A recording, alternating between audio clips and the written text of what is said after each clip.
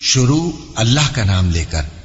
جو بڑا مہربان نہایت رحم والا ہے۔ جن لوگوں نے کفر کیا اور دوسروں کو اللہ کے رستے سے روکا، اللہ نے ان کے اعمال برباد کر دیے، اور جو لوگ ایمان لائے اور نیک عمل کرتے رہے اور جو کتاب محمد صلی اللہ علیہ وآلہ وسلم پر نازل ہوئی اسے مانتے رہے،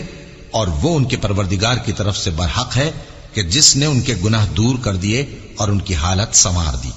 یہ اعمال کی بربادی اور اصلاح حال اس لیے ہے کہ جن لوگوں نے کفر کیا انہوں نے جھوٹی بات کی پیروی کی، اور جو ایمان لائے وہ اپنے پروردگار کی طرف سے دین حق کے پیچھے چلے۔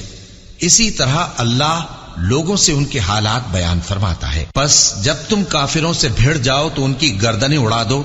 یہاں تک کہ جب ان کو خوب قتل کر چکو تو جو زندہ پکڑے جائیں ان کو مضبوطی سے قید کر لو، پھر اس کے بعد یا تو احسان رکھ کر چھوڑ دینا چاہیے یا کچھ مال